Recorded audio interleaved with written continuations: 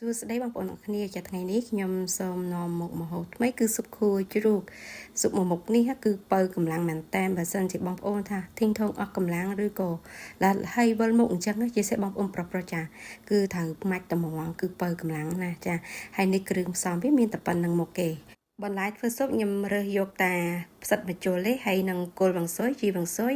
ខ្ទឹមសហើយនឹងពងទាគ្រាប់ព្រមទាំងខ្ញីជាចំណិតហើយរៀបពងទាបើសិនជាយើងចង់ដាក់ក្បាលមិនបាច់ដាក់ក្បាលដែរតែដោយសារខ្ញុំចង់បានទឹកស៊ុបមានរសជាតិឆ្ងាញ់ហើយរៀងខាប់តិចខ្ញុំប្រើពងទាគ្រាប់ហើយនេះគឺជាខួរជ្រូកខ្ញុំទិញមួយកំប៉ុងអត់ដល់$10ទេខ្ញុំទិញនៅ store ចិនវៀតណាមហើយបងប្អូនអាចទៅរកបានហើយនៅខាងក្នុងពេលខ្ញុំបបមកវានៅឈាមប៉ុន្តែគេ clean ឲ្យស្អាតហើយគេយកទៅសៃ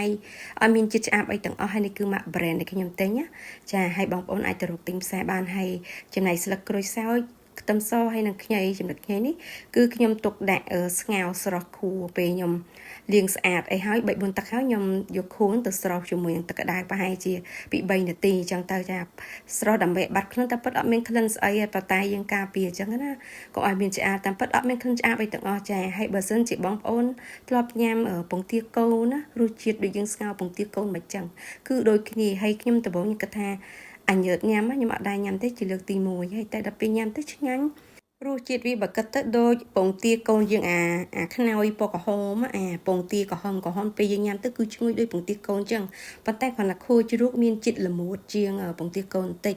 ចាហើយដូចជាថ្លើមមាន់បន្តិចដូចជាពងទាកូនទៅគឺឈ្ងុយហ្នឹងហើយដំបូងខ្ញុំគិតថាអត់ចង់ហ៊ានញ៉ាំពេលញ៉ាំទៅឆ្ងាញ់ហើយ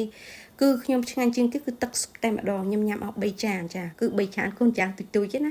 ចាគឺទឹកស៊ុបហើយខ្ញុំញ៉ាំទឹកស៊ុបគឺហត់ឡើងបែកញើសដូចស្វាងហ្មងណាចាហើយឥឡូវនេះគឺខ្ញុំស្រោចខួរជ្រូករួចហើយពេលស្រោចទៅឃើញពណ៌ខ្មៅតិចដោយសារវាអត់មានពណ៌អីទាំងអស់ចាហើយឥឡូវហ្នឹងចូលដល់រដូវខែត្រជាក់ចាហើយបងប្អូននឹងកើតជំងឺប្រសាយវិលមកឈឺក្បាលអញ្ចឹងអាចធ្វើស៊ុបនេះបានគឺហត់ក្តៅបែកញើសស្វាងតែម្ដងចាគឺយើងញ៉ាំពេលព្រឹកក៏បានពេលយប់គឺល្អមែនតើចាឥឡូវហ្នឹងពេលដាំទឹកពុះហើយខ្ញុំដាក់គល់ជីវ៉ាន់ស៊ុយខ្ញីហើយនឹងខ្ទឹមសចាគ្រឿង3មុខនេះពេលដាក់ហើយគឺបង្កើតនៅទឹកស៊ុបមានរសជាតិឈ្ងុយប្រហើរចាបើសិនជាបងប្អូនអ្នកប្រើគល់វ៉ាន់ស៊ុយទេគឺអត់មានក្លិនឈ្ងុយទេហើយបន្ទាប់មកខ្ញុំដាក់អំបិល1ស្លាបព្រាកាហ្វេ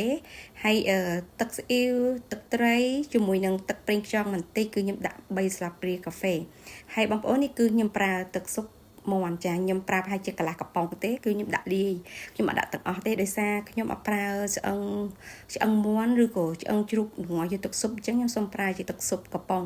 គឺស៊ុបមាន់ហើយបន្ទាប់មកខ្ញុំដាក់ស្ករស1ស្លាបព្រាកាហ្វេប៊ីចេង1ចុងស្លាបព្រាកាហ្វេគឺខ្ញុំដាក់បន្តិចទេប៊ីចេព្រោះដោយសារខ្ញុំប្រើម្សៅស៊ុបខ្លះចាហើយបន្ទាប់ពីដាក់គ្រឿងក្រៅអស់ហើយខ្ញុំធ្វើការដាក់ខួរជ្រូកចាខួរជ្រូកនេះខ្ញុំរងាស់រហូតដល់ទៅជិត20នាទីដែរចាគឺដើម្បីឲ្យវាឆ្អិនតិចអត់ឲ្យវានៅឆាប់តែពេលឆ្អិនខ្លាំងទៅវាញ៉ាំទៅវារៀងល្មួតហើយឈ្ងុយដូចថ្លើមមាន់បន្តិចដូចពងទាដូចថាអាពងទាក្រហមពងទាកូនក្រហមដែលបងប្អូនធ្លាប់ញ៉ាំអាក្រហមនៅក្នុងពងទាកូនគឺរសជាតិដូចគ្នាចាពេលខាំទៅហើយដំបងខ្ញុំអត់គិតថាអត់ចង់ញ៉ាំទេតែដល់ពេលញ៉ាំទៅញ៉ាំហើយឆ្ងាញ់ជាងគេគឺទឹកស៊ុបតែម្ដងខ្ញុំនិយាយត្រង់ចាហើយទឹកស៊ុបមួយមុខនេះខ្ញុំអត់ដឹងដែរថានៅស្រុកខ្មែរគឺល្បីណាប៉ុន្តែឥឡូវយើងធ្វើញ៉ាំសាក់គឺឆ្ងាញ់របស់គេមែនហើយគឺថោកទេបងប្អូនខ្ញុំទៅរកទិញនៅផ្សារមួយកំប៉ុងនោះគឺអត់ដល់$10ប្រហែលជា$7-8ទេចាហើយក្នុងមួយកំប៉ុងហ្នឹងគឺទម្ងន់ប្រហែលជា1ផោនយើងអាចញ៉ាំបាន3នាក់តែបើបងប្អូនមានគ្នាច្រើនដល់ទៅ2គ្រួសារដូចជា10នាក់ឬ8នាក់ឡើងអាចទិញ2កំប៉ុងទៅ3កំប៉ុងហើយមួយកំប៉ុងនេះគឺស្ងោរទៅវារៀងរួមតិចចាហើយមួយកំប៉ុងនេះខ្ញុំធ្វើបានមួយកូនឆ្នាំងទូចចឹងខ្ញុំញ៉ាំបាន3នាក់ជាបើបងប្អូនមានច្រើននាក់អាចទិញ2កំប៉ុងទៅ3កំប៉ុងបងប្អូនអាចសាកបានណាគឺឆ្ងាញ់មែនតើចាហើយខ្ញុំហត់ទឹកស៊ុបខ្ញុំនិយាយត្រង់គឺខ្ញុំចូលចិត្តទឹកស៊ុបហ្នឹងគឺមានជាតិដោយសារប្រើខ្ញីហើយគល់ជីវ៉ាន់ស៊ុយហើយនឹងខ្ទឹមសហើយនឹងម្រេចចាហើយឥឡូវហ្នឹងខ្ញុំចាប់ផ្ដើមធ្វើការ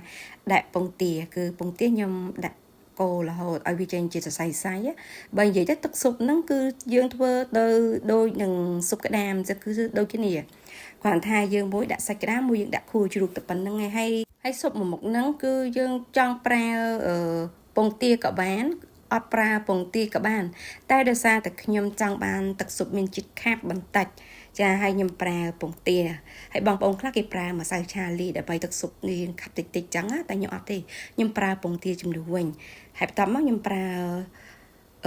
ផ្សិតមកចូលចាគឺ5សិនចូលជាចុងក្រោយហ្នឹងហើយខ្ញុំដាក់ម្រេចមួយស្លាបព្រាកាហ្វេរៀងច្រើនបន្តិចមកសាភីកាហ្វេខ្ញុំគឺធំណាគឺអត់មានទូទេចាប្រហែលគាត់ថាទូជាងសាភីបាយតិចទេហើយបន្ទាប់មកខ្ញុំបង់ជីបង់ស៊ុយចុងក្រោយខ្ញុំបិទភ្លើងចាប៉ុណ្ណឹងគឺអស់ហើយគឺស្រួលធ្វើមែនតើធ្វើតាមផ្លែការសំគ្រឿងគឺលឿនមែនតើបងប្អូនណាអត់ដឹងថាធ្វើម្ហូបអីនៅខែត្រជាក់អាចសាកធ្វើស៊ុបនេះបានហើយគឺលឿនមែនតើ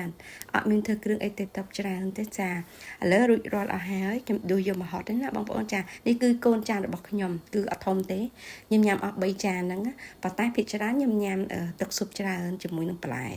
ហើយចំណែកខួរហ្នឹងខ្ញុំញ៉ាំតែម្ដុំទេក្រៅពីហ្នឹងគឺប្តីខ្ញុំហើយនឹងក្មួយខ្ញុំគេជាអ្នកចូលចិត្តញ៉ាំចេះខ្ញុំទុកឲ្យពួកគាត់នឹងញ៉ាំបានច្រើនជាងខ្ញុំតែខ្ញុំញ៉ាំតែម្ដងទេដោយសារជាលើកទី1ខ្ញុំរៀងញើតែញើអញ្ចឹងប៉ុន្តែអូយនិយាយពីឆ្ងាញ់ហត់ឡើងបែកញើឆ្ងាញ់កប់សេរីហ្មងខ្ញុំទៅនេះបងប្អូនណាដែលចូលចិត្តញ៉ាំដូចថាស៊ុបក្តៅដូចហុកផតអីបែរមកសាក់ធ្វើស៊ុបខួរគោម្ដងចាខ្ញុំទៅនេះតែឆ្ងាញ់ហើយបងប្អូនមើលនេះតំណងអត់ហើយក្តៅហុយអញ្ចឹងដាក់ម្រេចពីលើថែមបន្តិចទៀតចាដោយសារខ្ញុំចូលចិត្តហឹលអញ្ចឹង